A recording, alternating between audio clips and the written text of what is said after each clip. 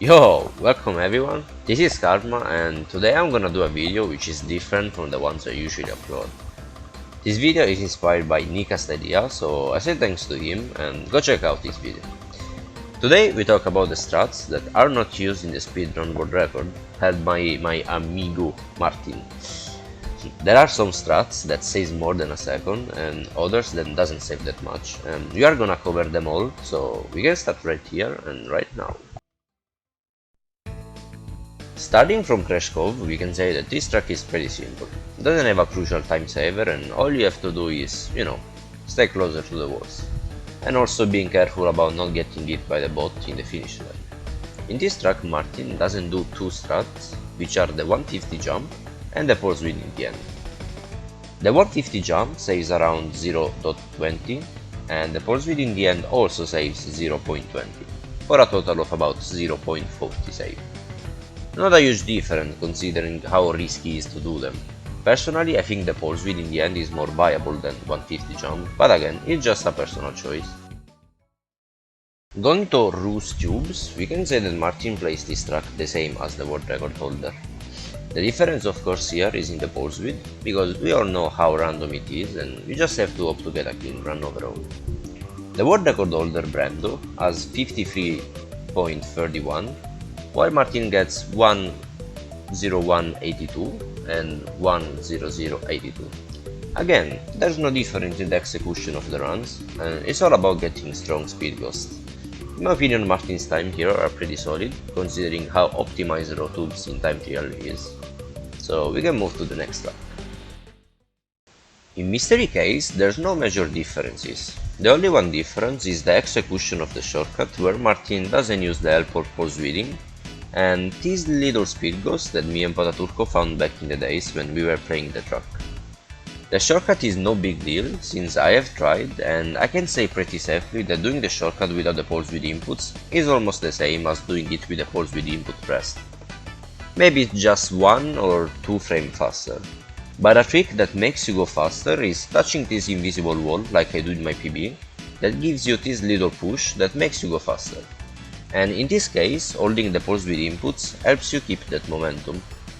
This helped me getting a flat 37 lap, which is the best known lapping course.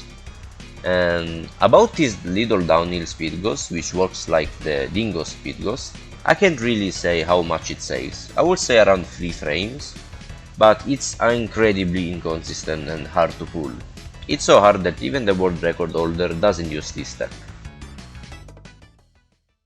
Alright, so in Sewer Speedways things changes, because we have a new type of speed ghost I haven't talked before, which are the wall speed ghosts. They basically works by jumping in a specific spot of the wall to get pushed away with an increment of your speed.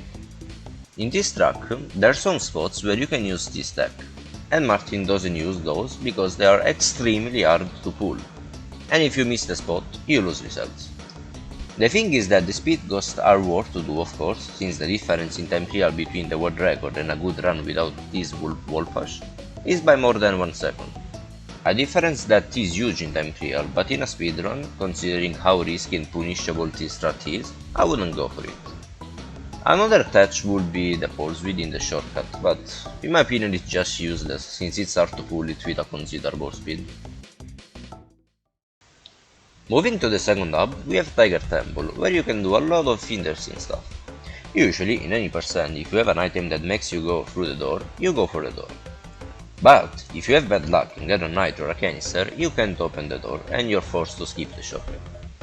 Luckily, there's 2 different cuts that makes you cut a portion of the track without using the door, the small boy and the big boy. Starting from the big boy, which is the strat that Martin doesn't use, is the faster but also the riskier strat, that makes you save around 0.40 from the classic door shortcut. The small boy is a way more easier strat than the big boy strat, and is a good alternative if you can't open the door. I would say that more or less you save 0.10 if done perfectly. Another skip we can do in the starting lap if we can't open the door is this door skip that makes you go inside the door shortcut without opening it. And for those who's asking why in the starting lap we can do the big or small boy, is because our fire is not fast enough to make it to the other side.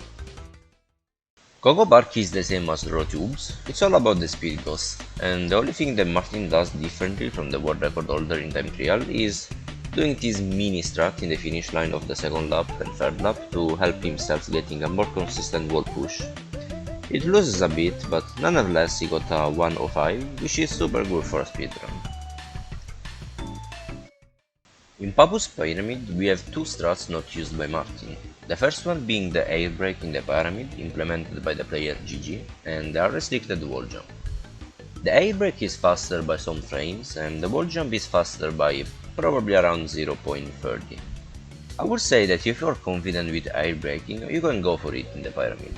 While for the wall jump it's pretty consistent and shouldn't be a problem using it in a speedrun. Dinko Canyon is like raw tubes. Again, the speed ghosts here make the difference. There's really nothing to say about it, so we can move to the next hub. The hub 3 is special because to me is the hub where it contains tracks that you run the same as time trial. Literally. The only minor difference in these tracks are in Polar Pass, where Martin doesn't frog in the cave, and in Time Arena, where he doesn't use the air brakes and doing 3 slides here instead of 2 slides and the U-turn.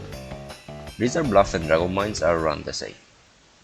Going to the hub 4, in Eng Lobs, we only have one major difference, which is the spiral done with a small jump that allows you to skip a part of spiral with air braking at the end to adjust yourself.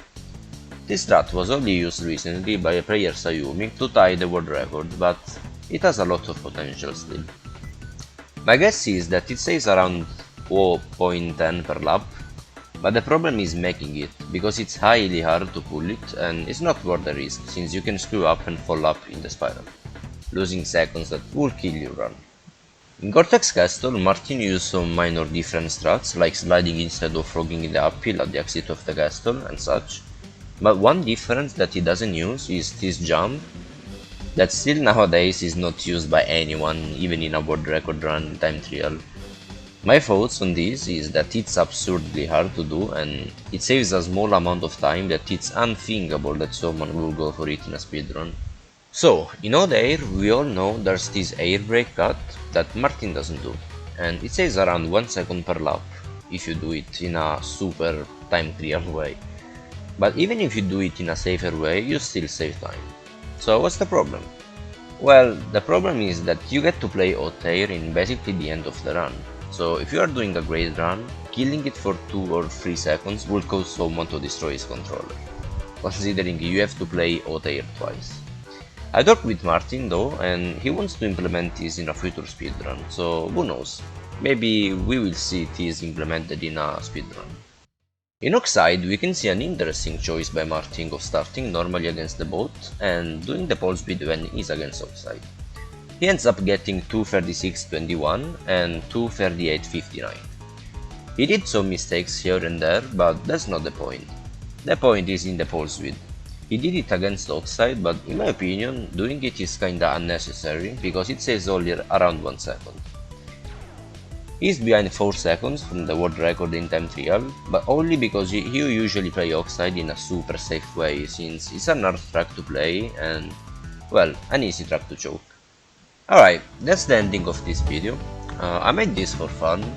It's nothing professional and I'm sorry in advance for my broken English, but you know, I hope you guys enjoy it and see you in another video. Bye!